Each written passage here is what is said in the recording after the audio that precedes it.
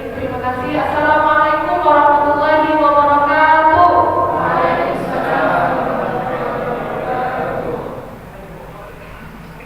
Sudah sarapan kan ya teman-teman? Belum. Sudah siap untuk mengikuti acara seminar beasiswa pada pagi hari ini? Sebelumnya saya ingin melihat dulu semangat teman-teman sekalian. Kalau saya bilang selamat pagi, kalian bilang pagi ya. Dan ketika saya bilang selamat pagi yang ketiga kalinya, maka kalian jawab pagi, pagi, pagi. Boleh dicoba?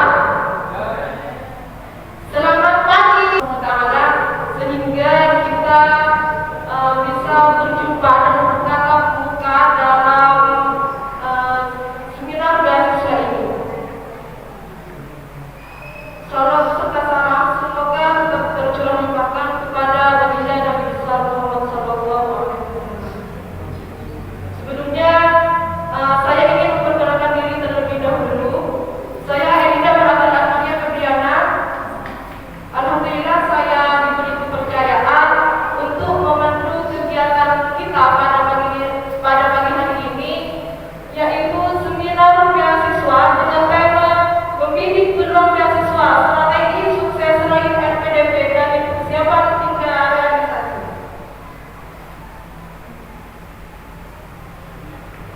Sebelum saya mempersilakan narasumber kita yang sangat luar biasa ini, saya ingin berpantun terlebih dahulu. Tapi saya ingin respon jawabnya dari teman-teman sekalian. Boleh? Boleh. Jalan-jalan ke Kalimantan. Jangan lupa beli kopi. Selamat datang para hadirin sekalian di acara seminar beasiswa LPDP. Boleh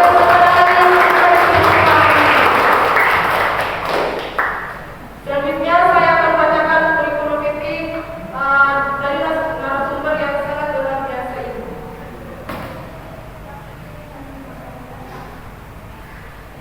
Nama Heriatul Matluba, tempat tanggal lahir sudah 19 Juli 1994, alamat Desa Batas, Kecamatan Dasur, Kabupaten Sumedang, nomor HP boleh dicatat ya, 085 934 527 650.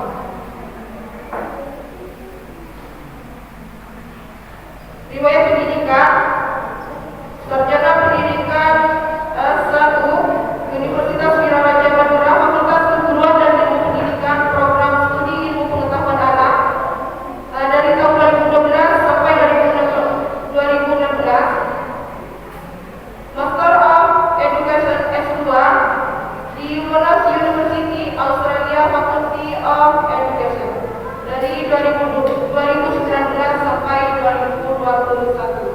Dengan nama organisasi Koordinator Subbidang Pengembangan Pendidikan, Bahasa dan Studi Lanjut Mata Berdayatif, periode 2023-2024. Pengurus FIIS Monash Indonesian Islamic Society, periode 2022-2021. Pengurus Amnesdam Nadatul Ulama Sunnah tahun 2016. Ketua DNF FKIP Universitas Wiraraja, periode 2015-2016. Ketua Badan Eksekutif Mahasiswa FKIP Universitas Wiraraja, periode 2014-2015. Pengurus Lembaga Peres Mahasiswa Universitas Wiraraja, periode 2013-2015. Jadi hari ini kita akan sharing-sharing bersama Ibu Lia selaku narasumber pada kegiatan kali ini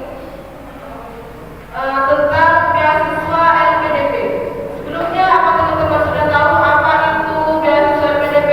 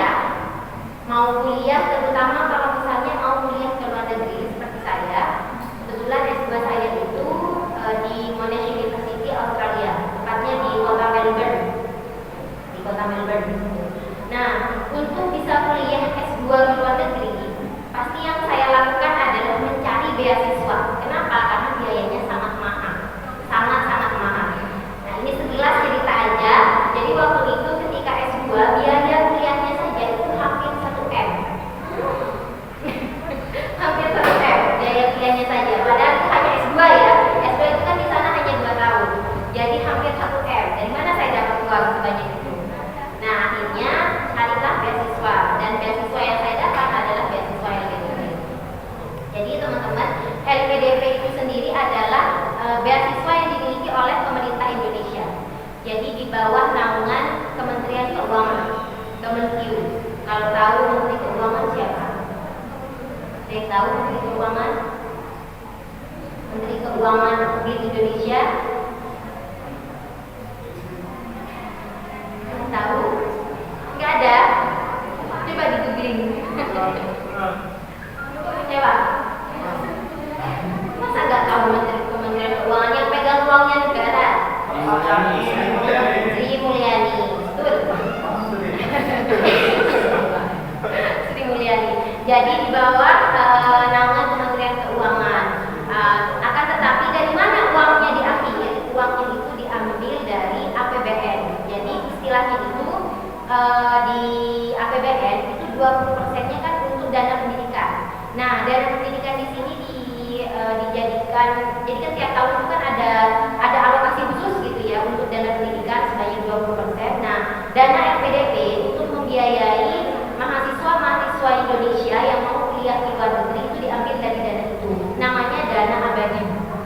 Jadi dana abadi yang memang khusus untuk membiayai putra-putri Indonesia yang dia bisa diterima baik di universitas dalam negeri juga bisa, universitas dalam negeri atau universitas luar negeri.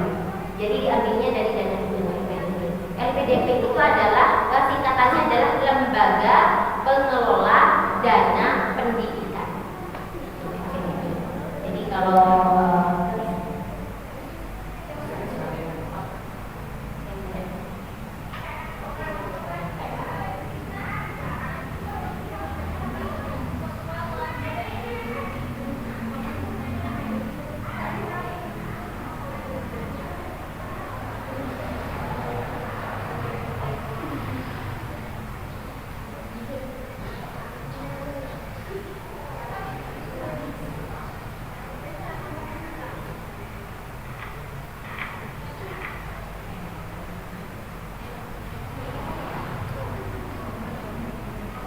sambil dulu. Jadi LPDP di sini dia memang ada lembaganya khusus namanya lembaga LPDP. Jadi yang mengelola dana beasiswa. Nah, beasiswa LPDP ini sangat banyak ya teman-teman. Beasiswanya itu sangat banyak. Kemudian beasiswanya itu diperuntukkan untuk mereka yang mau kuliah di dalam negeri maupun luar negeri. Nah, kebetulan yang saya ambil mekanisme beasiswa LPDP untuk luar negeri yang LM pada waktu itu. Nah, tapi perjalanannya tidak semudah itu. Tidak semudah itu kan Busuk. Jadi perjalanannya itu panjang ya teman-teman. Perjalanannya panjang. Sempat ditolak juga. Di 2017 itu saya sudah apply, sudah daftar LPDP. Tapi pada waktu itu saya gagal di tahap wawancara. Karena kan ada beberapa tahapan. Nanti saya jelaskan lebih detail di situ. Ada beberapa tahapan, tapi saya di tahap terakhir, di tahap wawancara itu gagal. Akhirnya saya nunggu lagi, tapi menunggunya itu tidak hanya diam. Saya ikut beasiswa jalur lain, tidak hanya beasiswa di LPDP. Saya juga pernah ikut beasiswa yang langsung dari pemerintah Australia. Dan kebetulan kampus impian saya waktu itu memang kampus Monash University di Australia. Jadi saya ikut AAS namanya. AAS itu kepanjangan dari Australian Award Scholarship. Jadi memang khusus dari pemerintah Indonesia, pemerintah Australia untuk mereka yang mau kuliah di sana. Jadi kalau di luar negeri itu seperti itu, mereka berlomba-lomba menawarkan beasiswa untuk semua orang yang ada di dunia untuk kuliah di negaranya. Kok bisa? Mereka nggak rugi, ya enggak. Bahkan pemasukan terbesar kalau di Australia ya, di Australia itu pemasukan terbesar, salah satu devisa negara terbesar itu dari mahasiswa internasional. Dari mekanisme beasiswa itu salah satu. Dan daftarnya gampang. Kalau di Indonesia kan kalau misalnya kita mau kuliah S2, biasanya kita diminta akreditasi, ya kan? Akreditasi kampus, akreditasi program studi. Nah, kalau di luar negeri nggak ada. Jadi cukup diri kita, dan yang paling utama adalah kemampuan bahasa Inggris. Itu yang penting. Ya, jadi bahasa Inggrisnya yang harus bisa. Yang masa kita mau pakai bahasa Madura di Australia, nggak ada yang ngerti nanti. Nanti dosennya nggak ngerti, kalian juga nggak ngerti. Jadi yang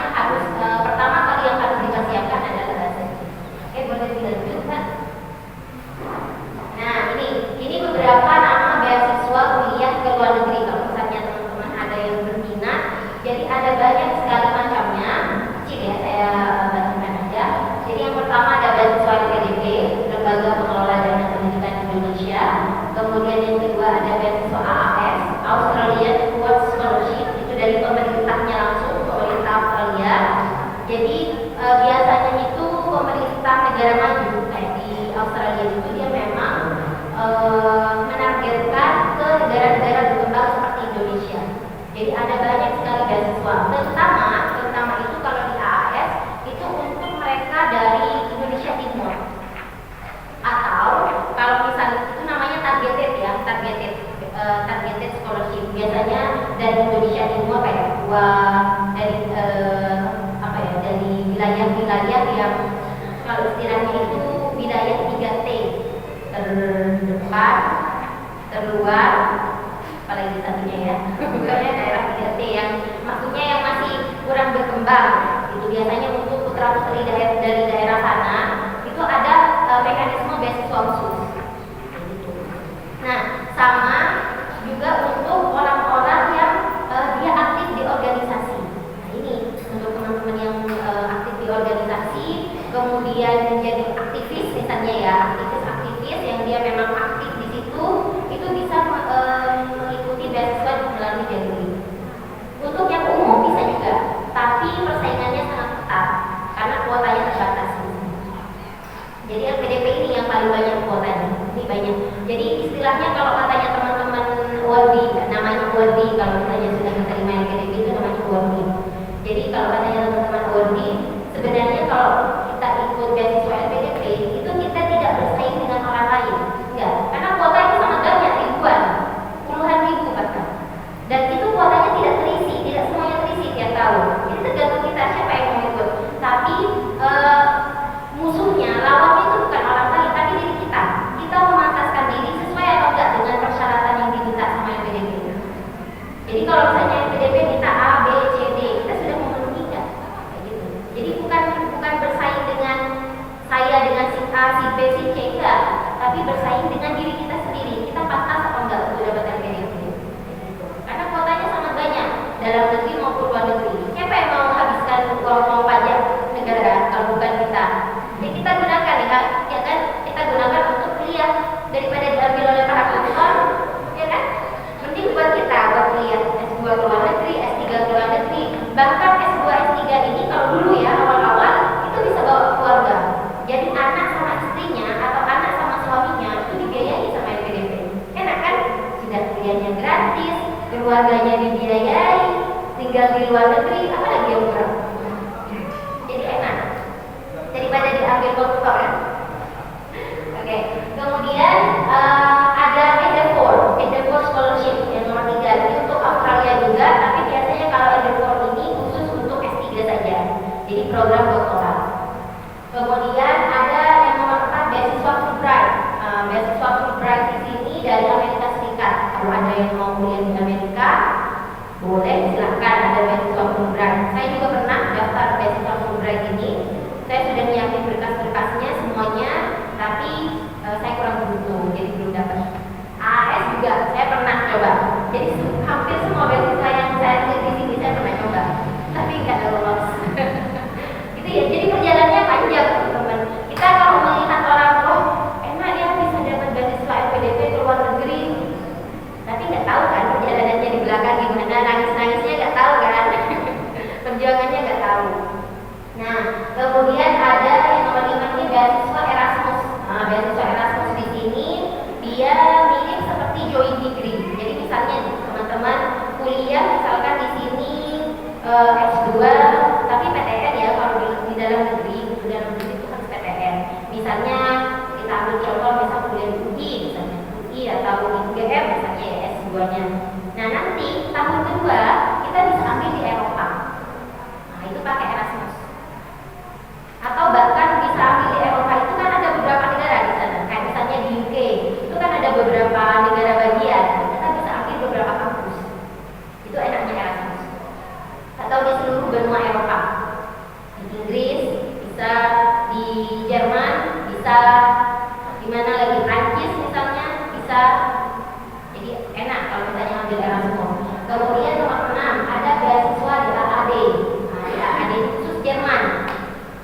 kalau di Jerman ini sebenarnya kalau di Jerman itu kuliah di Jerman itu sebenarnya gratis. Jadi walaupun tanpa beasiswa teman-teman bisa kuliah gratis di Jerman. Tapi syaratnya adalah harus bisa bahasa Jerman. Ya, harus bisa bahasa Jerman. Harus bisa bahasa Jerman. Nah, tapi kalau kuliahnya gratis, kalian pernah tahu YouTuber kalau nggak salah namanya Gita? Pernah nggak? Pernah lihat YouTuber dia mahasiswa Jerman, dia kuliah tanpa beasiswa. Jadi dia mandiri di situ. Jadi yang dibiayai cuma biaya hidup dan biaya hidupnya nggak terlalu mahal. Maksudnya mirip dengan hidup di kota besar di Indonesia, kayak di Jakarta, di mana ya, di Jogja, di Surabaya, jadi kayak 4 sampai 5 juta per bulan. Jadi masih bisa kalau misalnya punya uang gitu ya, bisa mau ke Jerman, mau ya. Gitu, itu beasiswa di Jerman. Ada lagi kalau khusus dari pemerintah Prancis, ada namanya beasiswa Eiffel. Tahu Menara Eiffel? Paris, betul.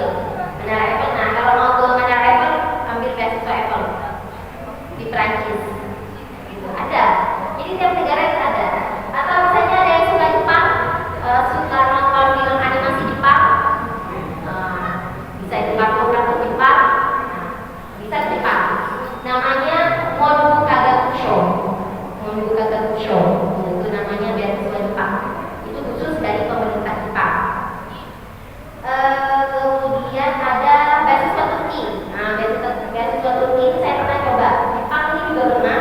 Ya sama seperti yang lain, belum lolos. Jadi beasiswa Turki ini Turkiye Bursary Scholarships. Kalau Turkiye ini saya pernah berapa kali ya? 2 atau 3 kali ya. Dulu waktu S2, terus tahun kemarin atau tahun sebelumnya saya pernah coba lagi yang Turkiye untuk yang S3, tapi belum dapat. Sepertinya kalau yang S3 karena profesornya nggak cocok dengan penelitian saya. Jadi kalau S3 itu kita harus sudah punya penelitian. Jadi cari calon profesor. Jadi nggak cocok, nggak dapat saya. Kemudian beasiswa Chevening. Beasiswa Chevening ini dari pemerintah Inggris. Nah, Chevening ini spesialnya dia nggak memerlukan bahasa Inggris di awal. Jadi daftar aja dulu, keterima baru daftar bahasa Inggris. Nah, bisa ini kalau yang Chevening itu dari pemerintah Inggris. Biasanya ini di UK, di United Kingdom. Enak kalau kalian misalnya yang suka bola, mau ke Manchester United, mau ke Manchester City atau apa Liverpool. Jadi teman-teman saya yang LPDP terus kuliahnya di UK, kalau pas lagi liga apa ya namanya ya kalau di sana, Liga Eropa lah, mereka nonton langsung ke stadionnya. Karena di sana jarak antar negaranya kan dekat, paling cuma ada yang sejam, ada yang 30 menit, cukup naik kereta aja sudah nyampe. Apa enggak enak? Kuliah gratis, nonton bola langsung di stadionnya, ya kan? Nah, itu di beasiswa Chevening kalau di Inggris. Kemudian ini yang ke-11, Stipendium Hungarikum Scholarship Program. Itu di Hungaria, di negara Hungaria. Ini juga Eropa, tapi grade-nya ini lebih rendah Hungaria. Cuma ya belum beruntung juga saya. Saya sudah 2 kali yang ini, sudah 2 kali daftar. Yang untuk S3 ya, saya sudah daftar lagi untuk S3. Yang pertama itu saya belum dapat karena SIDN saya belum keluar. Saya belum menjadi dosen tetap waktu itu. Nah, kalau sekarang sudah jadi dosen tetap, sudah punya SIDN. Cuma yang kedua kalinya itu kemarin pas daftar itu ada yang kurang lengkap berkas saya. Jadi kayak buru-buru, deadline kayak gitu, jadi belum keterima lagi. Kemudian ada beasiswa Polandia. Nah, teman-teman, seperti yang saya bilang, kebanyakan dari beasiswa ini memang mempersyaratkan bahasa Inggris. Tapi ada juga kampus yang tidak mempersyaratkan bahasa Inggris. Contohnya, misalkan seperti beasiswa Polandia yang terakhir. Beasiswa Polandia ini dia tidak mempersyaratkan bahasa Inggris, tidak mempersyaratkan TOEFL. Ada yang tahu TOEFL? TOEFL itu adalah tes bahasa Inggris yang bisa diakui baik di dalam negeri maupun di luar negeri. Nah, terutama kalau TOEFL ini diminta oleh negara-negara seperti Amerika, karena memang TOEFL ini buatannya Amerika, punyanya Amerika. Nah, ada lagi satunya namanya IELTS. IELTS sama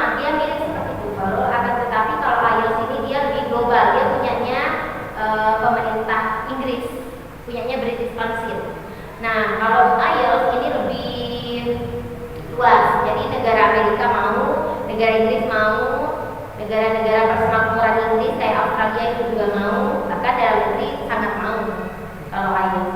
Hanya saja IELTS di sini harganya lumayan mahal. Sekali tes ambilnya 3 juta.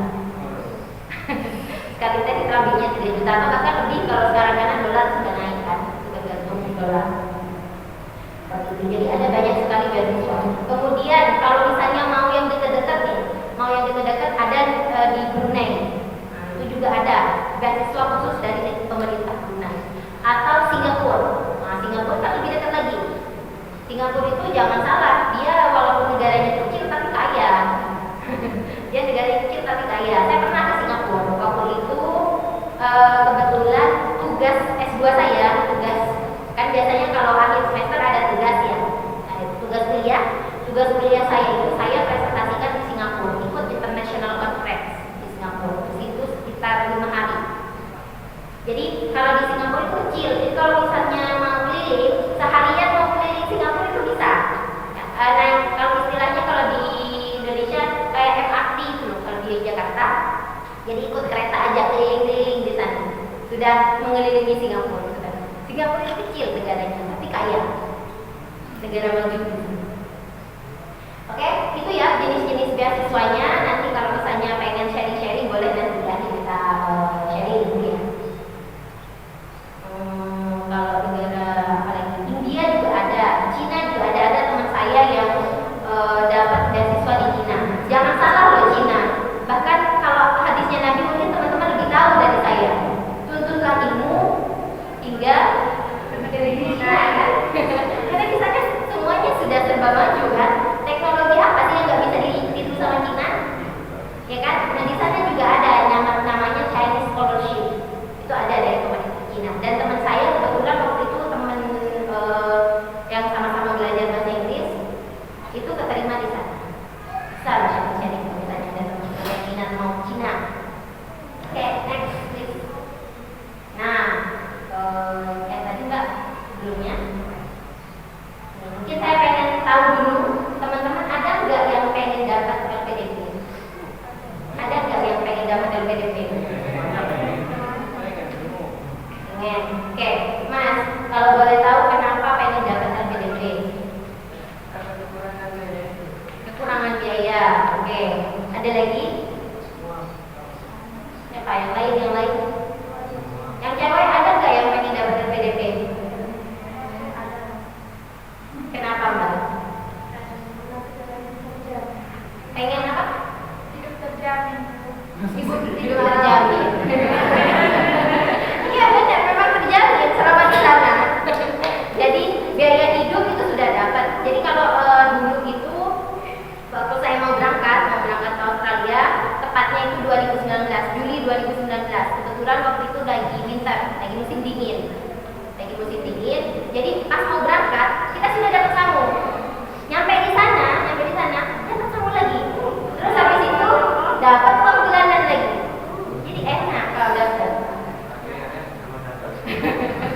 Apalagi kan kalau di sana dolar ya, dolar Australia. $1 kan namanya AUD, Australian dollar.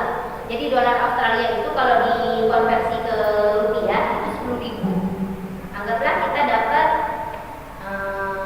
misalnya kalau punya uang gitu ya. Saya masih punya lembaran bawang ya. Bentar, saya coba lihatkan ke kalian. Saya masih nyimpan uang dolar. Ya buat kenang-kenangan. Siapa tahu masih mau ke sana lagi kan ya. Saya mau ikut? Saya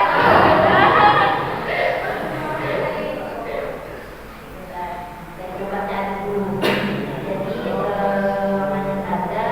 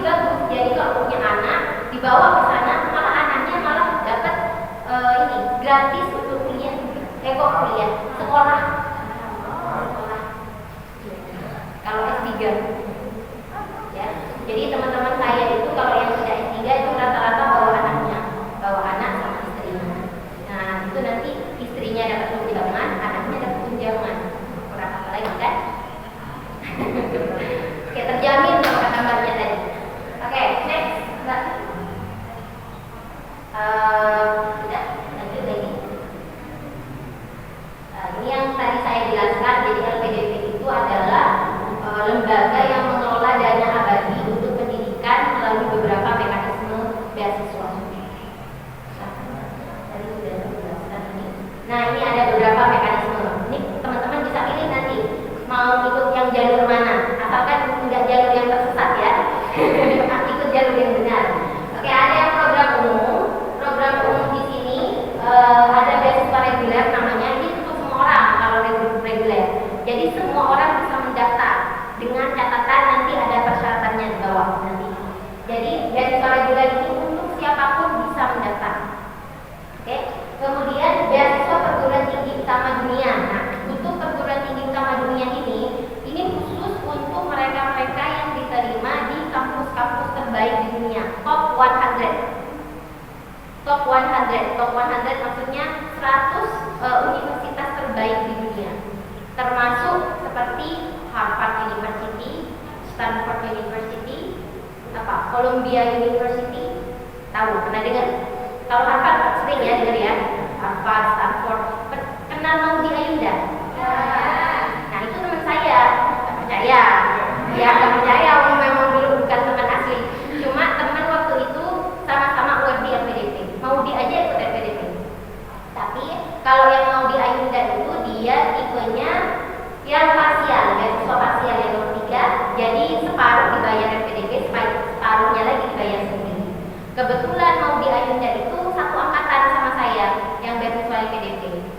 Pas cuma awalnya satu PK, persiapan keberangkatan namanya. Jadi kalau kita sudah dapat LPDP, kita akan dapat yang namanya persiapan keberangkatan yang sama kayak training gitu, pelatihan di Jakarta selama kurang lebih 2 minggu. Nah, itu bareng semuanya, ada pembekalan. Nah, waktu itu Maudy awalnya di kelompok saya, di angkatan saya. Tapi karena kendala jadwal syuting dan semacamnya, namanya artis, akhirnya dia reschedule, nggak jadi di kelompok saya. Ke PK selanjutnya mundur dia. Gitu. Maudy, terus Tasya Kamila, tahu? Tasya Kamila? Nggak tahu. Ada yang anaknya dia imut-imut tapi sekarang udah punya anak. Suaminya juga kuliah di luar negeri. Tasya Kamila itu juga beasiswa LPDP.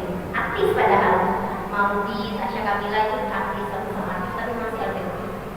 Itu ya. Nah, spesialnya kalau yang program umum yang nomor 2, beasiswa perguruan tinggi utama dunia, kalau misalnya teman-teman bisa keterima di top 100 ini, kalian akan dapat yang namanya dana tambahan khusus. Jadi kalau untuk mereka yang keterima di kampus-kampus terbaik di dunia, mereka dapat tambahan dana dari dana-dana yang sudah saya jelaskan tadi. Jadi masih ada tambahan lagi dana wisuda itu sudah include, dana apa lagi ya, kesehatan selama di sana, namanya itu asuransi kesehatan itu sudah di cover. Visa, kemudian BP pesawat pulang pergi itu semuanya ditanggung. Jadi terjamin lah kalau kata Mbak tadi hidupnya. Kemudian ada program targeted. Nah, program targeted di sini itu beasiswa khusus kelompok-kelompok tertentu. Contohnya PNS itu bisa pakai mekanisme LPDP. Jadi dia sudah PNS terus dapat LPDP lagi. Ada teman serumah saya, beliau perempuan, guru bahasa Inggris dari Jember waktu itu, sudah ASN, sudah jadi PNS, tapi dia daftar LPDP untuk kuliah S2 di Monash University dan keterima. Jadi sudah PNS, terus dia dapat LPDP, alhamdulillah ya. Terus TNI, Polri itu juga bisa. Kemudian beasiswa kewirausahaan. Nah, beasiswa kewirausahaan ini jadi khusus mereka yang punya wirausaha. Ini saya kurang mendalami untuk beasiswa kewirausahaan, tapi ada panduannya. Kalau misalnya ada yang tertarik, nanti saya bantu carikan panduannya. Kemudian beasiswa pendidikan kader ulama. Nah, ini biasanya khusus untuk mereka yang kader-kader ulama. Gitu. Jadi yang memang concern di bagian dakwah, gitu. Itu bisa masuk gitu.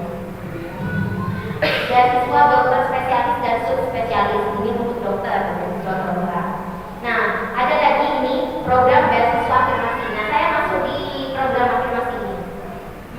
Dan afirmasi di sini persyaratannya lebih rendah daripada beasiswa reguler. Pertama, untuk beasiswa penyandang disabilitas. Jadi untuk mereka yang punya kekurangan gitu ya, disabilitas, entah itu secara fisik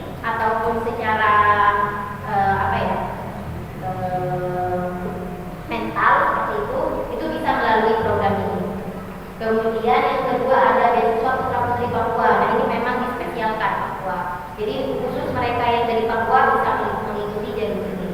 Kemudian beasiswa daerah afirmasi. Nah itu yang tadi saya bilang dari daerah 3T. Kalau di Madura apakah ada daerah 3T?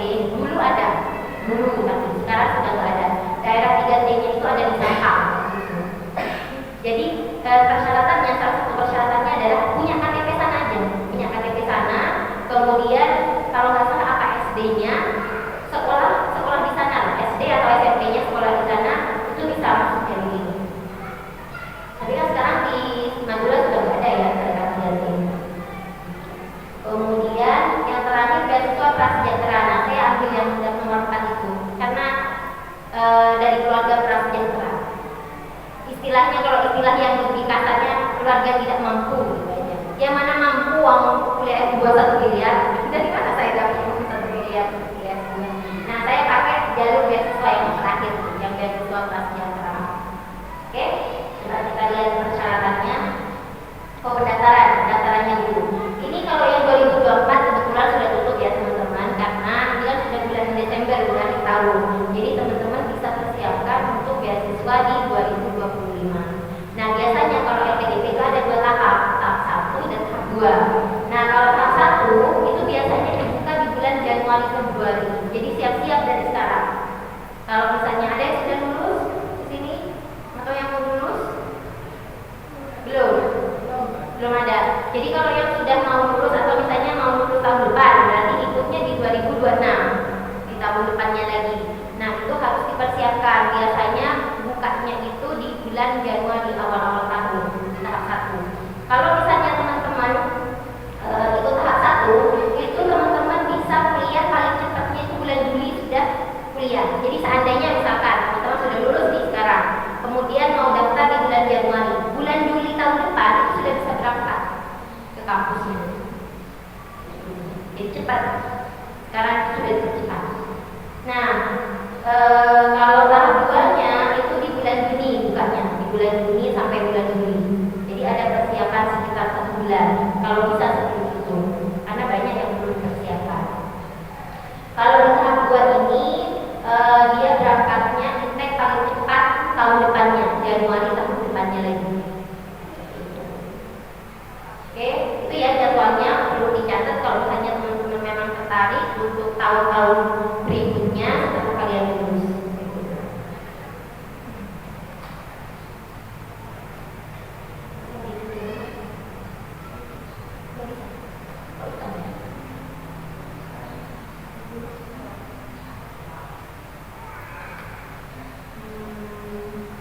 Oke, jadi dari soal PDP tahap 2 di 2024 yang tadi di bulan Juni sama bulan Juli yang bukanya itu di bulan Juni. Nah, proses seleksinya itu ada 3. Ada seleksi administrasi, jadi ada beberapa yang perlu di-upload. Salah satunya ada ijazah. Jadi makanya kalau teman-teman belum punya ijazah belum bisa daftar. Jadi harus lulus dulu baru bisa daftar. Sekarang waktunya mempersiapkan diri. Apa yang perlu dipersiapkan nanti saya jelaskan. Jadi seleksi administrasi, seleksi bakat skolastik. Kalau bakat skolastik di sini mirip seperti ujian pernah lihat soal-soal PNS kayak gitu. Pernah nggak? Atau soal-soal SBM kalau mau masuk PTN, ya soalnya kayak bahasa Indonesia, matematika yang dasar-dasar. Tapi pakai komputer biasanya. Gitu, seleksi bakat skolastik. Kemudian yang ketiga seleksi substansi. Nah, seleksi substansi ini biasanya tahap wawancara. Jadi nanti diwawancarai kalau misalnya mau ke luar negeri biasanya pakai bahasa Inggris wawancara. Kalau mau dalam negeri pakai bahasa Indonesia. Nah, itu harus mempersiapkan tulisan proposal. Nah, ini khusus untuk beasiswa LPDP yang mendaftar dengan LOE unconditional. LOE unconditional itu adalah letter of acceptance. Istilahnya itu adalah surat tanda terima dari kampus. Jadi kalian sebelum daftar beasiswa itu lebih baik kalau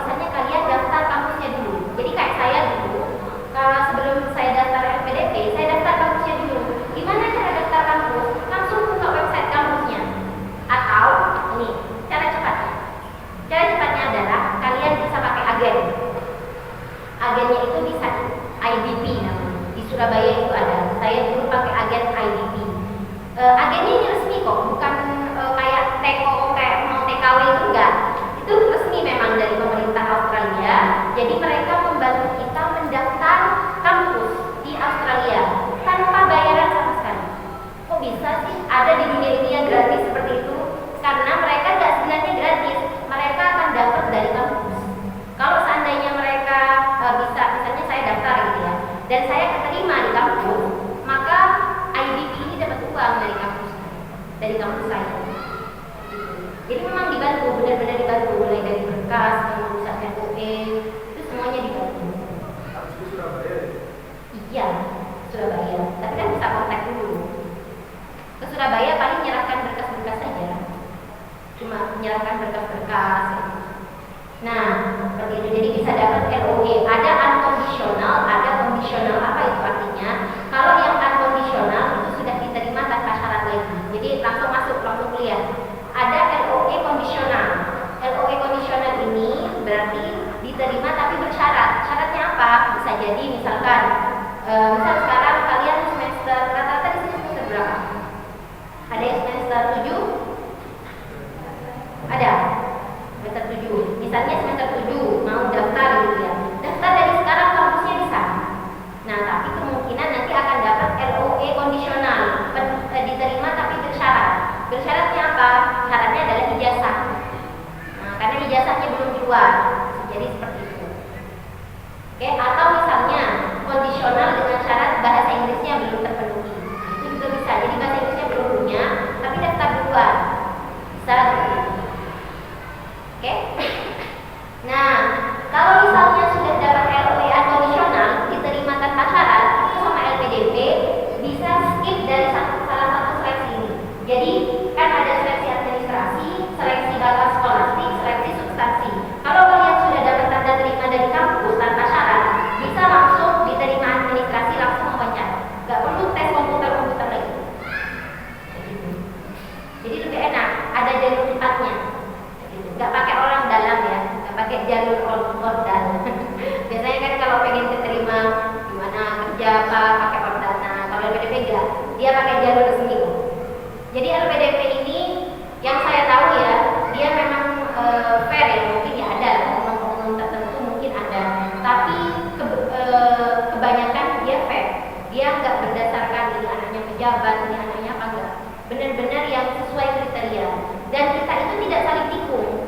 Biasanya kalau kita ikut LPDP, itu nanti di Telegram akan ada grup pendaftaran beasiswa LPDP. Nanti sesama peserta itu nanti akan saling bagi. Kayak misalnya tahap wawancara atau tahap bakat skolastik. Jadi nanti orang itu akan share. Saya kemarin kan tesnya itu beda-beda ya. Ada yang di Surabaya, di Jogja, misalnya di Jakarta. Misalnya yang di Surabaya selesai duluan.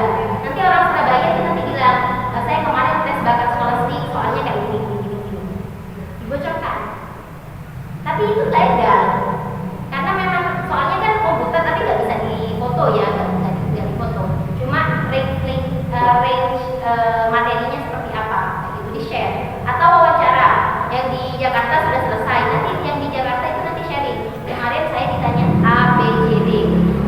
Saya mengalami itu 2 kali saya daftar LPDP, saya mengalami itu. Jadi nggak ada LPDP itu yang pelit itu nggak ada. Ya. Jadi kalau misalnya ada teman-teman mau tanya-tanya LPDP ke saya, silahkan. Saya juga dulu seperti itu, dibantu oleh orang yang nggak kenal sama sekali. Saya pernah itu ya, esai kan nanti ada esai namanya.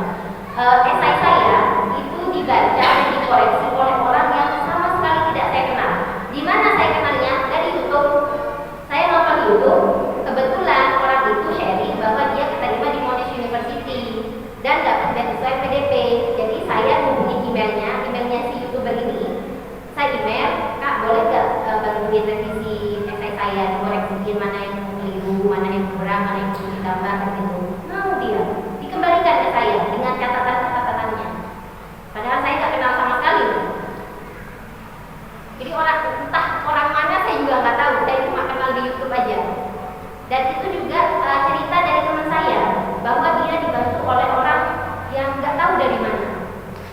Nah, dengan semangat itu dia bilang, makanya kalau ada orang yang mau nanya LPDP ke saya, udah saya kasih aja gratis.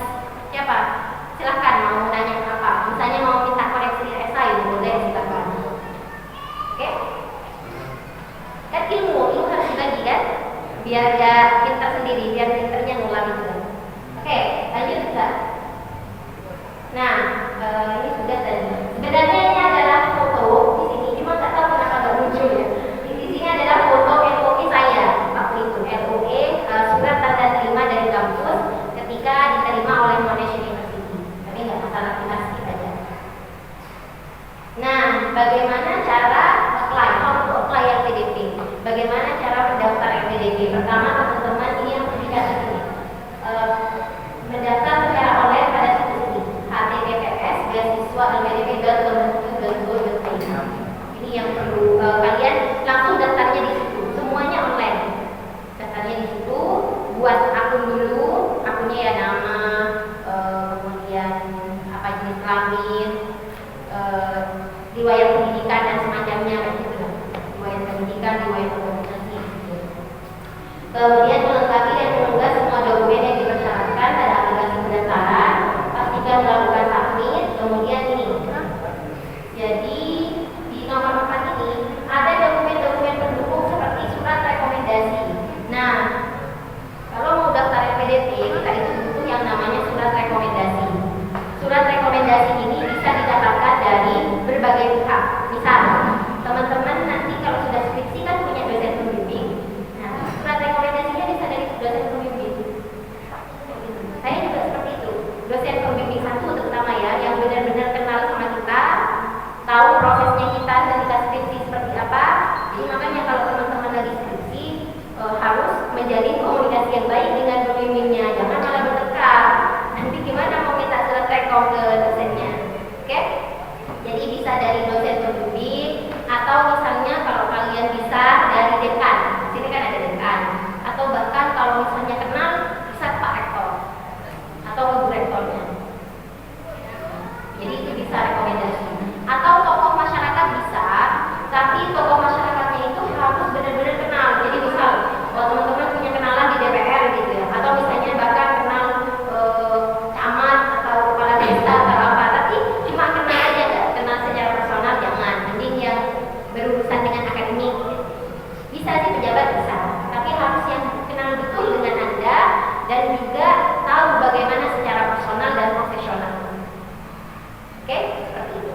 Itu surat rekomendasi. Biasanya dibutuhkan 2. Jadi kalau dulu saya ambil rekomendasi dari pembimbing, dosen pembimbing 1, kemudian sama Bu Rektor waktu itu. Karena kebetulan kenal sama Bu Rektor. Tapi kalau misalnya nggak kenal, dekan itu apa-apa. Atau kalau yang sudah bekerja, misalnya kalian ini rata-rata kan fakultas tarbiyah, ya, fakultas tarbiyah dan pasti ngajar di sekolah. Nah, bisa ke kepala sekolahnya. Minta rekomendasi dari kepala sekolah. Oke, kemudian surat keterangan atau yang sejenis diterbitkan pada tahun 2024. Jadi, tapi surat rekomendasinya harus kalau daftar 2024 ya dipakainya 2024. Jangan mintanya 2023 dipakai 2025, sudah expired itu sudah. Sudah ada luasa. Next Mbak. Next lagi. Nah, ini adalah buku panduan. Nanti ini saya share aja ke apa namanya PPT-nya saya share. Jadi teman-teman kalau misalnya mau baca panduannya ini bisa dibaca di sini. Ini salah satunya. Ini saya terlihat. Bisa.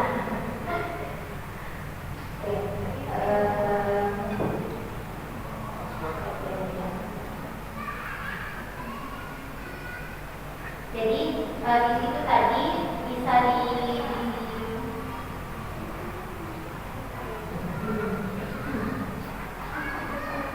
jadi yang tadi itu adalah file buku panduan. Buku panduan itu lengkap mengenai persyaratan, kemudian kapan waktunya, waktu pembukaan, kapan seleksinya, di situ lengkap. Contoh esainya seperti apa, contoh surat rekomendasinya juga ada di situ. Jadi ada surat rekomendasi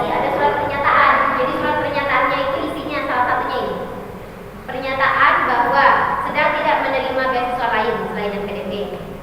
Pernyataan yang kedua, mencintai bangsa Indonesia. Jadi jangan sampai ikut kelompok-kelompok yang anti Indonesia, anti Pancasila, yang anti Pancasila, jangan sampai di situ. Karena salah satu pertanyaan saya waktu itu ya di wawancara, saya pernah ditanyakan tentang itu, pernah ditanyakan tentang ISIS, pernah ditanyakan tentang gerakan Papua Merdeka, gerakan Aceh Merdeka, ditanya. Jadi untuk melihat bagaimana komitmen kita ke Indonesia. Kemudian ini satu lagi poin yang paling penting.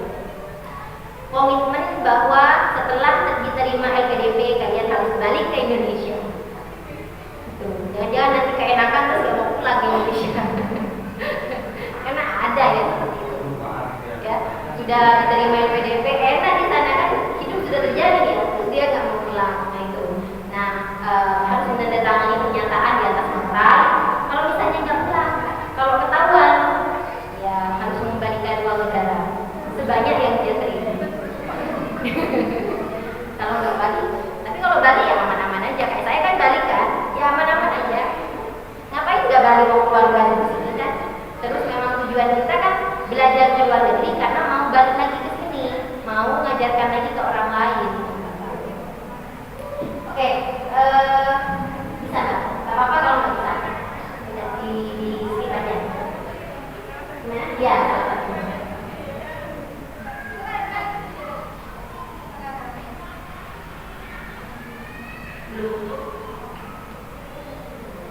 Atau di close dulu ya, yang PPT ditutup.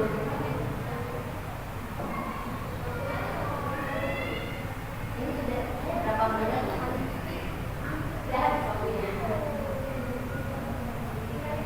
5 menit lagi. Oke, saya coba persyaratannya aja nggak apa-apa Mbak. Nanti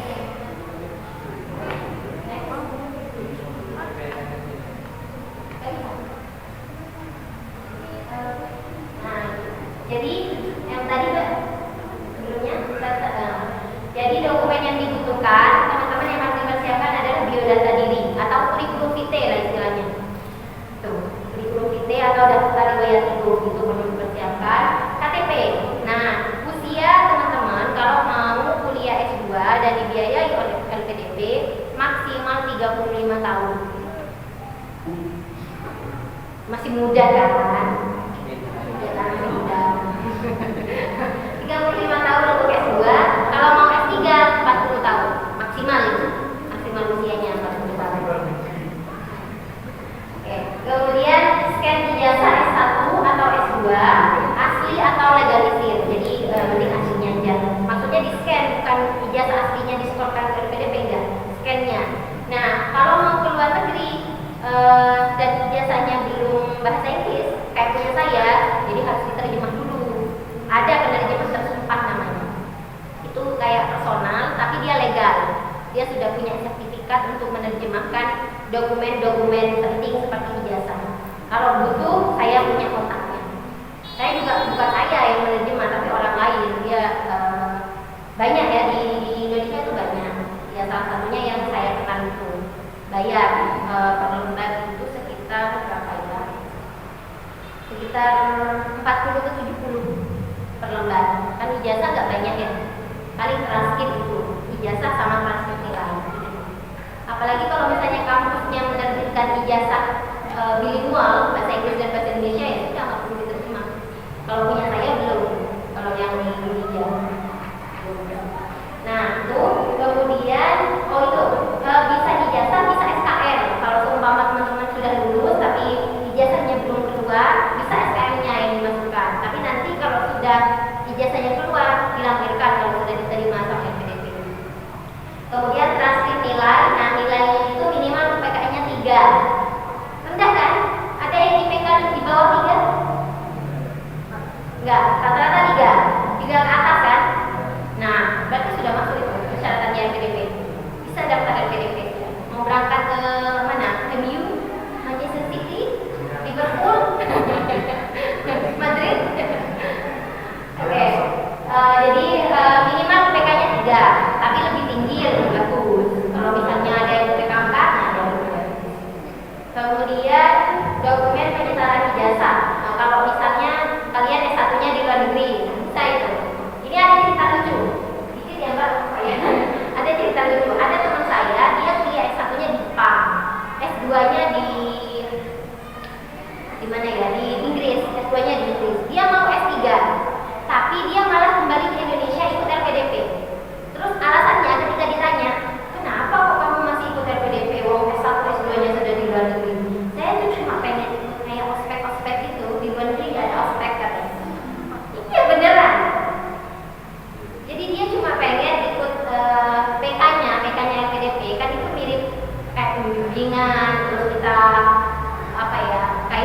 nyanyi-nyanyi, kemudian nari-nari kayak gitu. Nah di luar negeri nggak ada seperti itu, jadi dia pengen ikut itu katanya, makanya ikut LPDP. Padahal S1 S2-nya sudah di luar negeri, dia malah pulang ke Indonesia ikut LPDP S3. Nah kemudian sertifikat bahasa asing. Kalau misalnya kalian mau ke Arab, karena kan jurusannya rata-rata di sini agama ya, bisa juga ke kampus-kampus di negara-negara Arab, misalnya Al-Azhar, misalnya di mana lagi? Mana teman-teman? Saya nggak ada riwayat kalau yang agama. Apa? Maroko, misalnya bisa. Iya benar bisa. Jadi sertifikat bahasa asingnya berarti diganti ke bahasa Arab. Solusinya gimana kalau bahasa asingnya nggak bisa? Bahasa Inggris nggak bisa, bahasa Arab nggak bisa. Ya belajar, ambil kursus. Saya dulu lulus S1 itu 2016. Langsung saya berangkat ke Paris, ke kampung Inggris. Jadi tanggal 20 Oktober 2016 saya lulus sudah. 22 Oktobernya, 2 hari setelah sudah saya langsung berangkat ke Paris. Saya istilahnya itu atapa. Jadi bertapa di Paris, di kampung ini selama 2 tahun setengah. Ngapain aja 2 tahun setengah? Jadi belajarnya itu, belajar fullnya saya setahun. Belajar mulai dari basic, dari paling dasar sampai ke IELTS. Setelah 1 tahun saya jadi tutor di sana ngajar. Jadi tutor sambil lagi apply beasiswa. Jadi udah dapat uang di Paris, udah dapat penghasilan dari ngajar, terus saya apply beasiswa. Jadi nggak gampang. Jadi untuk mencapai sebuah puncak itu ada prosesnya, ada tahap-tahapannya. Jadi kalau seandainya ada orang yang wah ini berhasil, jangan lihat berhasilnya, tanya di baliknya, tanya di balik itu. Bagaimana prosesnya, bagaimana proses berdarah-darahnya. Oke, kemudian LOE unconditional. Oh sorry, ini bahasa Inggrisnya. Kalau misalkan mau IELTS, saya waktu itu ambil IELTS dan sampai sekarang saya itu masih ngajar IELTS. Tapi kebetulan saya ngajarnya online. Jadi ngajar orang-orang yang mau kuliah ke luar negeri atau yang mau WHP istilahnya. Ini nih ada mekanisme baru WHP, tapi di luar minat siswa ya. WHP itu bekerja di Australia dengan gaji dolar. Siapapun bisa, asalkan umur kalian masih di bawah 30 tahun. Ada yang sudah 30 tahun? Ada, tapi nggak banyak kan? Sebagian besar masih di bawah 30 tahun. Itu bisa. Jadi WHP ini namanya Working Holiday Visa. Bekerja di sana, jalan-jalan, kerjanya santai. Kayak misalnya petik buah. Nah, saya pernah di sana petik buah, buah berry, blueberry, blackberry, kemudian mulberry. Itu dapat uang. 1 tray segini, itu sudah satu tray kayak tahu kalau misalnya beli strawberry yang 10.000, nah segitu itu dapat 90.000. Bayangkan kalau sekali petik seharian bisa dapat 20 tray. Tinggal kalian aja kalian. 1 hari loh, bukan 1 bulan. Dan gajinya itu tiap 2 minggu. Berapa dapat kalian? Ya sudah lagi hitung sendiri kan. Kalau mau ke HP itu juga bisa. Jadi saya biasanya itu ngajarin IELTS itu untuk orang-orang yang mau ke luar negeri, mau ambil IELTS, mau ya pokoknya bahasa Inggris tapi online. Ya karena kepadatan jadwal. Kemudian itu syarat IELTS-nya 6,0 untuk dalam negeri, kalau mau ke luar negeri 6,5, 6,5. Kemudian LOE kondisional, dokumennya boleh tingkat tadi. Surat rekomendasi yang tadi bisa dari tokoh masyarakat atau akademisi. Template-nya sudah ada, jadi teman-teman tinggal isi aja. Kemudian surat pernyataan, yang tadi pernyataan bahwa akan kembali ke Indonesia, cinta tanah air, tidak akan ikut kelompok-kelompok separatis dan semacamnya. Kemudian surat usulan dari pejabat yang membidani SDM untuk mendaftar PNS, TNI atau Polri. Kalau mereka yang bekerja di lembaga pemerintah harus ada surat izin belajar lah istilahnya. Jadi teman-teman nggak ilegal, belajarnya nggak ilegal, jadi atasannya tetap tahu. Dokumen PTDN kalau dosen tetap, misalnya kayak saya mau kuliah S3, jadi harus menyertakan PTDN. Profil diri, ada formulirnya, formulir pendaftaran yang perlu diisi. Next, komitmen kembali ke Indonesia. Ini yang penting. Komitmen kembali ke Indonesia, rencana studi dan rencana kontribusi di Indonesia. Bagaimana isinya? Kemudian proposal penelitian khusus doktor, publikasi ilmiah, prestasi kejuaraan dan pengalaman organisasi. Gitu. Jadi kalau teman-teman misalnya pernah mempublikasikan, nanti skripsinya teman-teman dipublikasi. Walaupun itu cuma publikasinya konferensi, prosiding atau jurnal. Jurnal yang cinta atau yang nggak cinta boleh, nggak apa-apa. Yang penting publikasi lah teman-teman, biar ada riwayat. Gitu. Karena publikasi ilmiah itu diminta ketika kalian mau daftar beasiswa. Jadi skripsinya nanti dipublikasi, oke? Minta ke dosennya, dan itu bahkan bisa sama-sama untung, ke mahasiswanya untung, ke dosennya itu untung. Gitu. Itu untuk kepangkatan dosen, kemudian untuk mahasiswanya publikasinya bagus. Jadi bisa ikut dosen atau dosennya yang ikut mahasiswa untuk publikasi. Gitu. Nah, oke, esai yang paling penting, nah ini esainya itu kalian membuat esai tulisan gitu ya. Komitmen kembali ke Indonesia, rencana kerja studi dan rencana kontribusi di Indonesia. Ini yang penting. Jadi teman-teman harus membuat tulisan. Kalau kalian mau kembali ke Indonesia, kemudian apa saja nanti yang akan dilakukan. Itu. Ibaratnya kalau kita jualan, kalau kita jual barang gitu ya, kan kita punya toko, punya etalase. Jadi di toko itu ditawarkan, saya punya barang ini, silakan mau beli apa. Nah, esai ini ibaratnya ada etalase kita. Kita mau menawarkan, saya punya keahlian ini, saya punya keahlian ini. Pihak beasiswa itu yang menilai, mau nggak kasih beasiswa ke kita. Jadi ibaratnya ini ada toko kita. Ini adalah etalase kita yang mau kita tawarkan ke si pemberi beasiswa yaitu LPDP. Jadi harus sebagus mungkin di sini. Dan jumlah katanya adalah 1.500 sampai 2.000 kata. Ini yang saya maksud esai yang dikoreksi oleh orang yang entah di mana ini tadi. Jadi esainya dibuat dulu, dibuat misalnya nanti setelah studi saya mau jadi apa, mau ngapain, dan apa manfaat saya.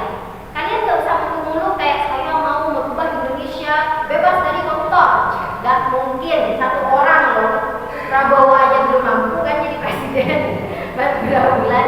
Tapi harus yang realistis. Misalnya saya nanti akan menjadi guru di salah satu sekolah, sekolahnya apa, sebutkan sekolahnya. Di situ saya akan berperan sebagai ibu agama. Kenapa? Karena di wilayah saya banyak sekali kenakalan remaja, banyak sekali remaja-remaja yang mana dia itu bukan urusan pondok, jauh dari pondok misalnya ya, jauh dari pondok pesantren, karena wilayah saya itu sangat belakang sekali misalnya, jauh dari pondok, tidak mengenal agama, atau ada pengetahuan agama tapi hanya sedikit, lebih banyak kepercayaan masyarakat. Jadi saya akan kembali ke Indonesia, saya akan menjadi seorang guru di sana, saya akan mengajarkan tentang agama Islam. Nah, jadi anak-anak di sana saya akan didik sampai dia mengerti tentang agama Islam. Kayak gitu. Ada yang bahkan dia marbot masjid, ya, marbot masjid yang mana tugasnya sehari-hari itu tentang di masjid lah kayak gitu. Tapi dia diterima di LPDP. Kenapa? Dia bilang saya akan mengubah di situ di lingkungan saya. Dengan cara apa? Saya akan memperbaiki masjid, saya akan membentuk lembaga dakwah masjid, saya akan mengumpulkan para pemuda, kemudian saya akan bimbing mereka gimana caranya untuk dapat beasiswa juga supaya dia bisa kuliah di luar negeri, bisa kuliah di dalam negeri, bisa dapat pendidikan yang lebih baik. Terima. Jadi nggak usah muluk-muluk kalian mau merubah Indonesia yang sangat besar ini, jangan. Cukup di lingkungan kalian.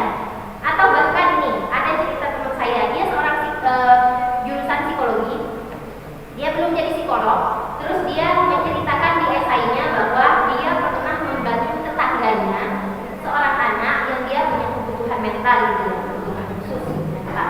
Nah, dia bilang bahwa saya mungkin tidak memberikan kontribusi yang besar untuk orang banyak, tapi saya benar-benar memahami bahwa saya bermanfaat untuk orang yang saya bantu, padahal termasuk orang anak kecil lagi. Dia kan terima itu ke Inggris. Mudah kan?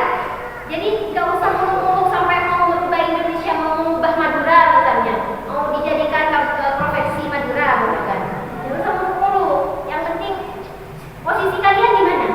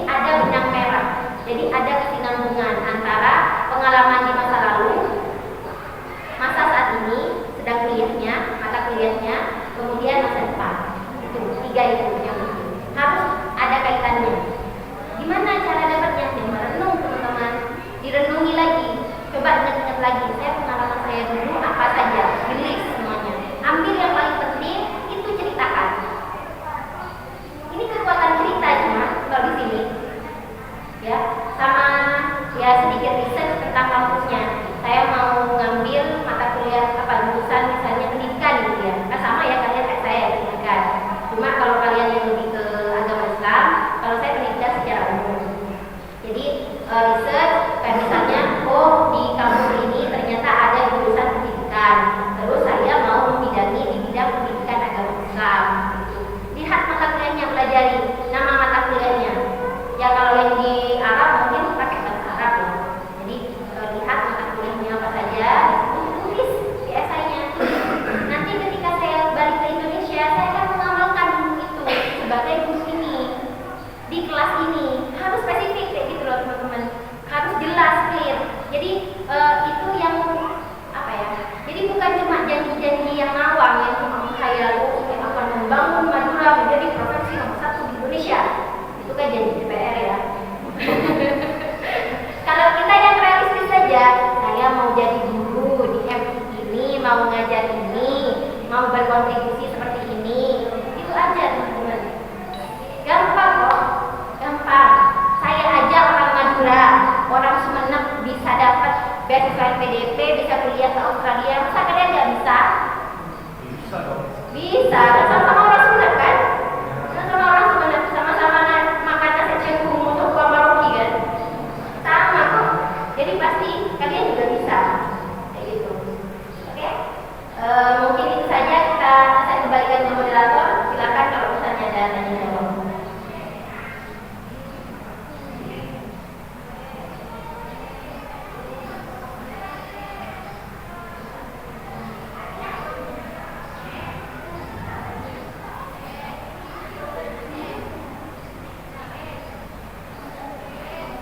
Boleh tepuk tangan yang keren dulu ya teman-teman. Oke, terima kasih Bu Cia. Jadi apa yang sudah disampaikan oleh Bu Cia dari tadi tentunya menambah semangat dan juga penasaran kita untuk mengenali apa itu beasiswa LPDP secara lebih luas. Dimulai dari persiapannya dan juga berbagai persyaratan untuk jalur beasiswa LPDP ini, dan juga kita sudah mengetahui banyak dari pengalaman dan pengetahuan dari Mbak Jenny. Semoga teman-teman sekalian bisa menangkap dari apa yang sudah Mbak Lia ini sampaikan dari tadi. Selanjutnya kita beralih pada sesi yang kedua, yaitu sesi tanya jawab. Di mana pada sesi tanya jawab ini kita tidak batasi pertanyaan dari teman-teman dan juga tidak batasi waktu. Jadi teman-teman ini bisa lebih luas untuk bertanya pada Mbak Dia ini. Yang ingin bertanya silakan ajukan tangan terlebih dahulu.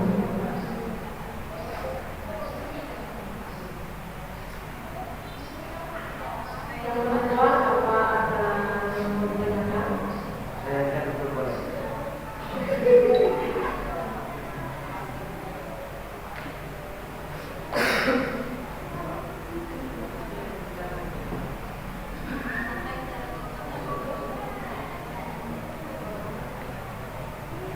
Itu ada pertanyaan dari saudara Romina dan juga Kak Udin, dan juga dari Kak Dauli. Mungkin mulai dari Romina dulu. Silakan sampaikan apa yang ingin ditanyakan. Assalamualaikum warahmatullahi wabarakatuh. Terima kasih atas waktunya Mbak Moderator. Saya ingin menanyakan kepada Mbak Lia bahwa sejak kapan Mbak Lia itu memiliki keinginan untuk mengikuti atau masuk beasiswa, dan apa yang perlu dipersiapkan dan yang membuat mbaknya itu sangat bersikokoh untuk mengikuti LPDP tersebut. Terima kasih mungkin untuk saya mewakili teman-teman, karena saya semester 1 masih semester awal mempunyai iming-iming kalau misal Mbak menjelaskan dengan detail tentang persiapan yang perlu dipersiapkan, mungkin itu menjadi pelajaran bagi kita. Terima kasih.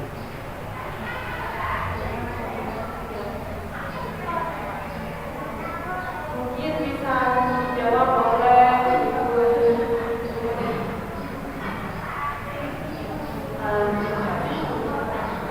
siapa tadi? Nah, Oke, masih semester 1. Oke, masih ada waktu nih. Masih banyak waktu untuk persiapan. Jadi, kapan pertama kali saya terbersit untuk kuliah ke luar negeri?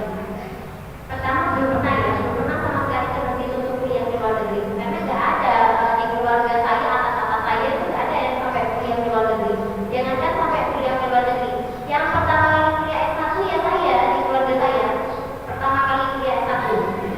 Nah, awal mulanya itu ya sebenarnya awalnya cuma kagum-kagum aja kalau banyak novel. Kan biasanya kalau novelnya Habib Burhan Al-Shirazi, ayat-ayat cinta gitu kan, dia kan kuliah di Al-Azhar. Nah, pengen itu dulu mau kuliah di Al-Azhar University biar keren gitu kan. Atau misalnya punyanya Terenye, pokoknya ya yang bagus-bagus itulah novel-novel itu dulu. Kayaknya bagus ya kalau punya ke luar negeri. Tapi cuma anak-anak aja, nggak sampai yang wah pokoknya saya harus ya. Kemudian pada waktu S1 saya itu mau kuliah ke ini PTN, perguruan tinggi negeri awalnya. Kenapa? Karena waktu itu saya SMP sama SMA, kan tadi saya sudah bilang saya itu beasiswa prasejahtera karena memang saya dari keluarga yang tidak mampu, benar-benar tidak mampu. Bahkan untuk sekolah saja saya di panti. Tahu panti asuhan di Sansoleh, Banjir, panti Taman Harapan di Sansoleh, Banjir ada Taman Harapan yang ada TK-nya. Saya di situ. SMP sama SMA saya dibiayai sama negara sekolahnya, karena nggak ada biaya, nggak punya biaya dengan orang tua saya. Benar-benar orang tani, ya background saya ya awalnya. Nah, saya mau kuliah ke PTN. Kenapa mau ke PTN? Karena ada beasiswa namanya beasiswa bidik misi waktu itu. Saya ngejar itu, dan alhamdulillah saya keterima awalnya. Saya keterima di Universitas Brawijaya Malang. Tapi di tahap kedua ternyata yang mendapat beasiswa bidik misi itu diambil separuhnya. Saya masuk di dalam 1.000 orang waktu itu. Yang diambil hanya 400 orang dan saya nggak masuk di beasiswa bidik misinya. Tapi kuliahnya tetap bisa. Dan gimana saya dapat uang?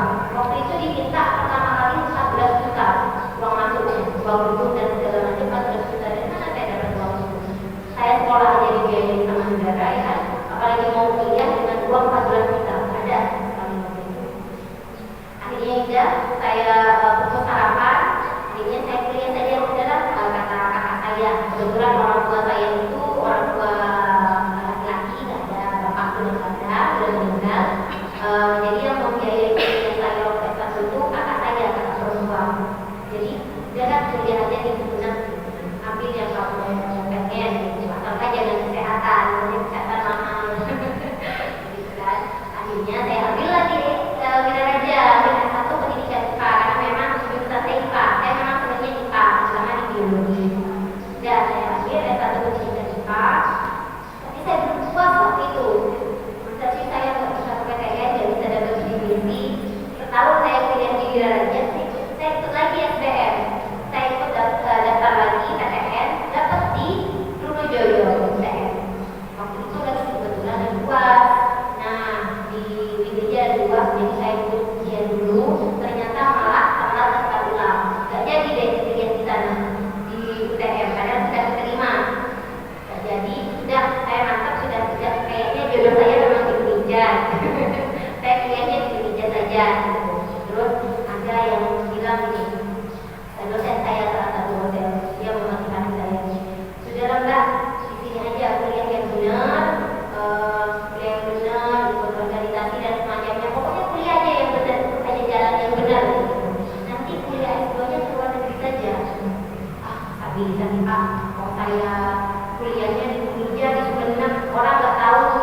siapa gitu.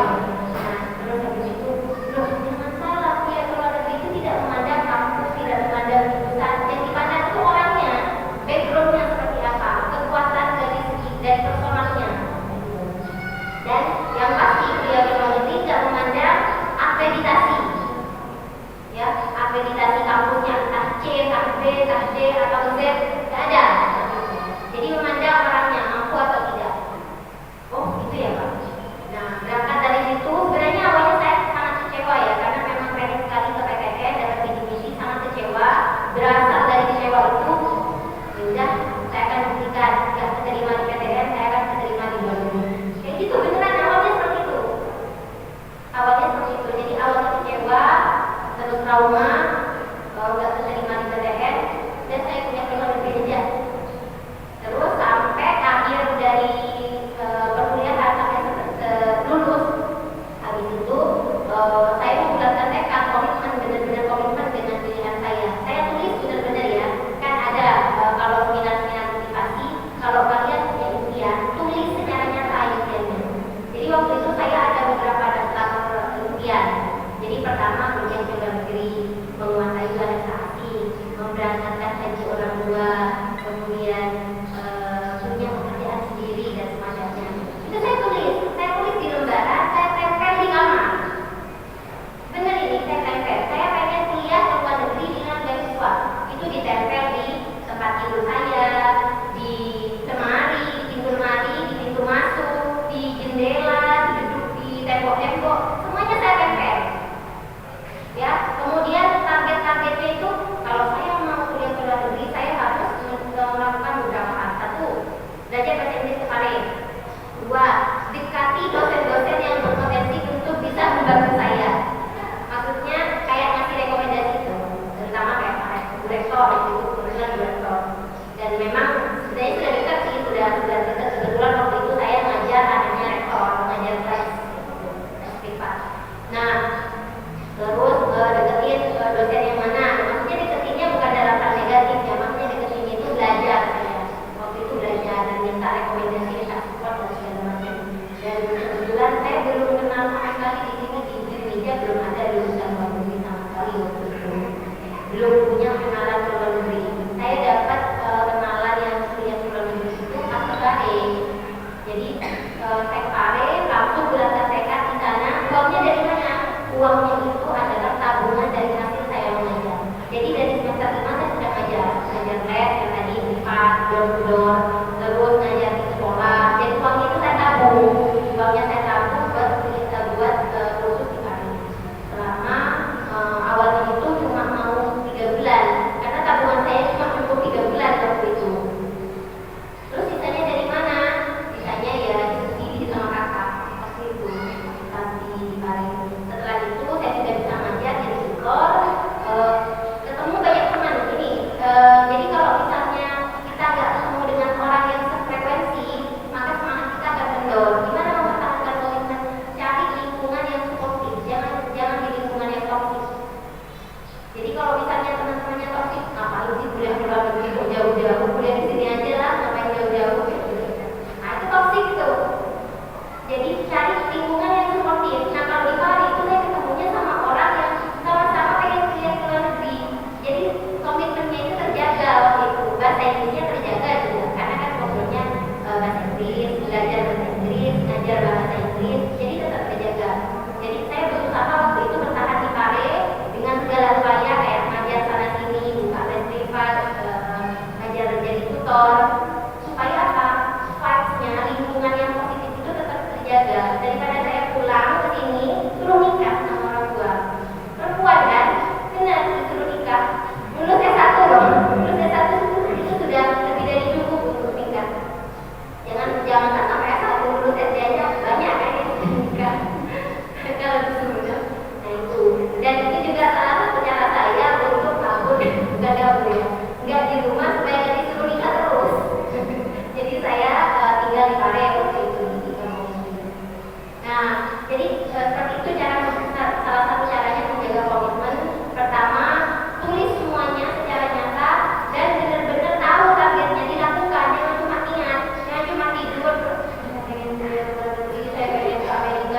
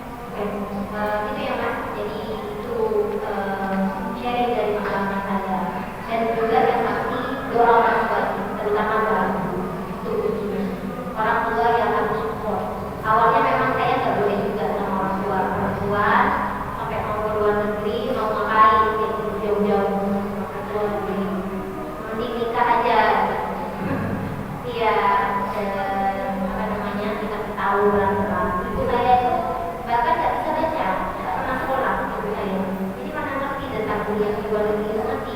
Tapi beliau supportnya masya Allah, maksudnya tahu biar kalau katanya ibu mereka yang anak kok begini gitu. Mereka tak melarang yang anak kok. Jadi pasti apalagi kalau laki-laki pasti akan lebih mudah ya, lebih mudah untuk laki-laki support sama orang tua.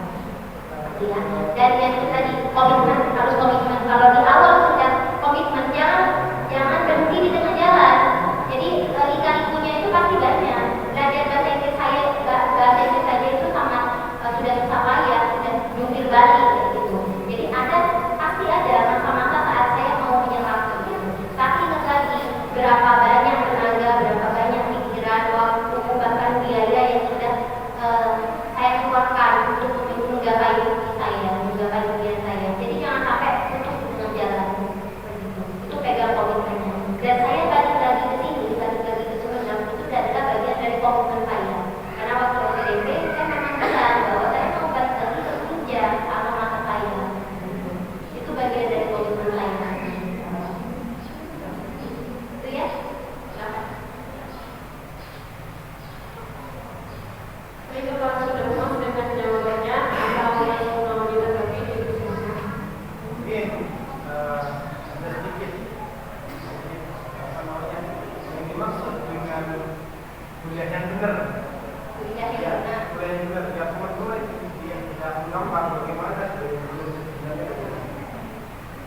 Yang pasti bukan kupu-kupu ya, kuliah bilang bukan seperti itu. Karena kita nggak ada apa-apa, paling dapatnya nilai aja. Ya. Nilai kita kan nilai nggak bisa ngomong. Public speakingnya dari mana, kemampuan berorganisasinya di mana, kemampuan berkolaborasinya dari mana. Jadi pada saat kuliah kalian harus kuliahnya juga harus bagus, organisasinya harus bagus. Jadi saya waktu kuliah ini sedikit sharing saja supaya memotivasi kalian.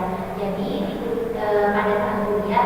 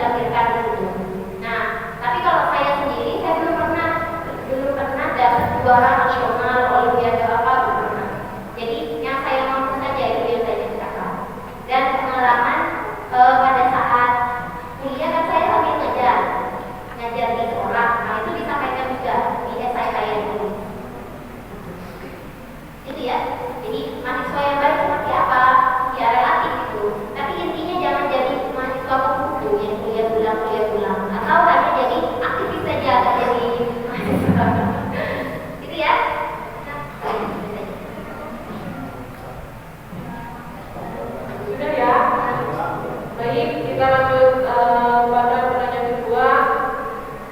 Saudi disilakan untuk menyampaikan pertanyaannya kepada Ibu. Baik, bismillahirrahmanirrahim. Langsung saja ya Bu. Panggil saja saya Abudin seperti yang sudah disebutkan. Kebetulan saya sama Ibu itu kakak lah, atau Ibu ya? Kakak atau apa biasa yang datang Iya, jadi sama kakak aja ya. Karena kita gini Kak, apa? Satu nasab dalam organisasi, sekalipun tidak satu nasab dalam keluarga, tapi nasib semoga sama. Amin. Yang perlu saya tanyakan pertama itu ada beberapa teman saya yang juga kuliah di luar negeri. Tapi yang menjadi pertanyaan bagi saya pribadi itu mereka itu melalui apa? Apakah mereka itu juga melalui LPDP atau mungkin ada beberapa instansi yang kemudian mereka bisa memberikan rekomendasi terhadap kuliah di luar negeri. Nah, kemudian ketika kita sudah berkomitmen untuk kemudian mendaftar menjadi bagian dari LPDP itu sendiri, apakah kita dapat menentukan sendiri kemana kampus tujuan kita, atau mungkin itu ada ketentuan dari LPDP itu sendiri? Kemudian yang terakhir, karena saya ingin banget ya, ketika kita sudah keluar negeri kuliah, apakah di luar pembelajaran itu bebas merokok enggak? Ya itu saja buka. Terima kasih. Terima kasih Yodi, mungkin sudah dipahami ya Bu pertanyaannya, bisa dijawab. Pertanyaan pertama, kenapa kok orang bisa kuliah di luar negeri? Dari mana jalurnya? Ya, kalau misalnya kalian adalah pewaris gitu ya, pewaris tahta dari keluarga, ya bisa jalur sendiri, kuliah aja, pakai uangnya orang tua. Bisa seperti itu. Tapi kalau kalian bukan pewaris, tapi perintis gitu ya istilahnya, jadi bisa melalui jalur beasiswa. Beasiswanya ya bisa salah satunya dengan PDP. Bisa juga kalau dari Kemenang itu juga banyak. Biasanya kalau Kemenang ini ke negara-negara Arab. Nah, kalian bisa searching. Cuma karena saya belum pernah searching di situ, jadi belum ada referensi. Tapi kalau info bahwa Kemenang itu beasiswa ke luar negeri itu juga banyak. Dan biasanya peminatnya sedikit malah Kemenang. Sama kayak PNS, peminatnya dari Kemenang itu sedikit. Malah itu peluang bagi kalian karena kalian di bawah nama Kemenang. Ya, di bawah nama Kemenang. Nah itu bahkan peluangnya sangat besar. Jadi cari di website Kemenang atau beasiswa PDP juga bisa. Kampusnya apakah ditentukan? Kalau PDP enggak, terserah kalian. Mau ambil kampus nomor 1 di dunia kayak Harvard sama Stanford, silahkan. LPDP mampu kok membayar. Ya, jadi silahkan kalian mau ambil kampus mana aja.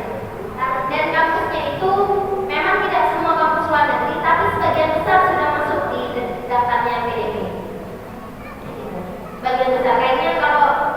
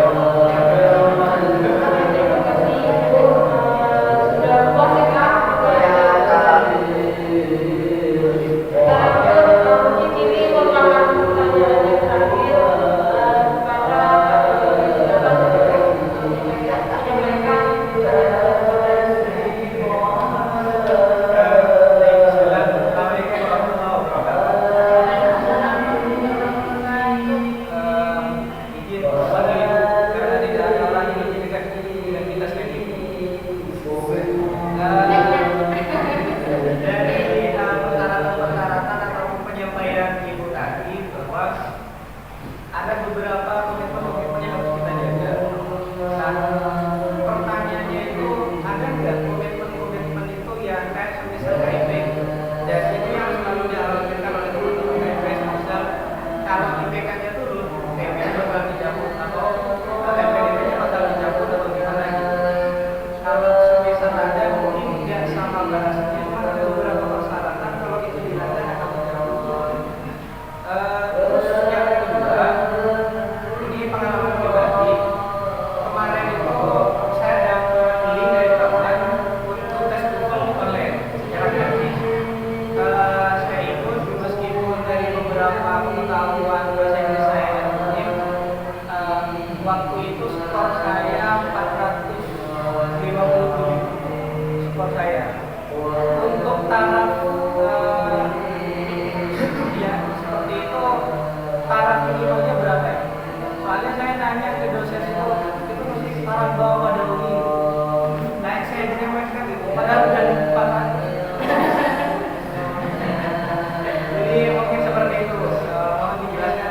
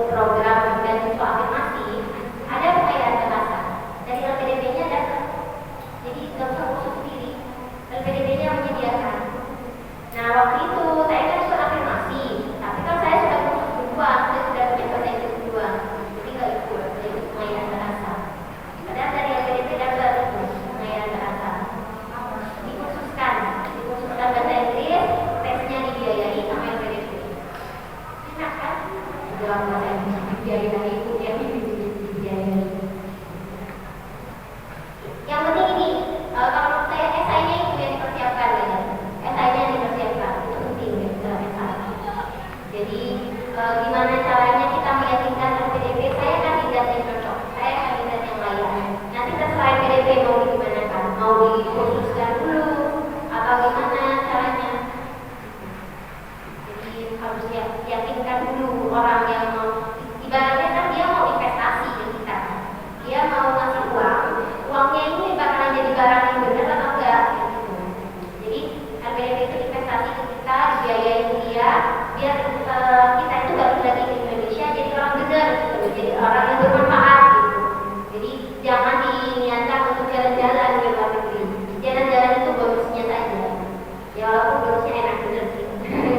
Jalan-jalan musim kan, musim salju gitu kan. Main-main sama salju sama orang-orang salju.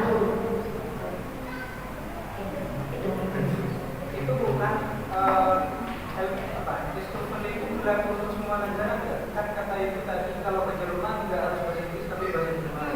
Kalau ke Jepang harus bahasa Jepang. Iya, tapi pengennya ke negara baru. Negara dalam satu waktu nggak bisa.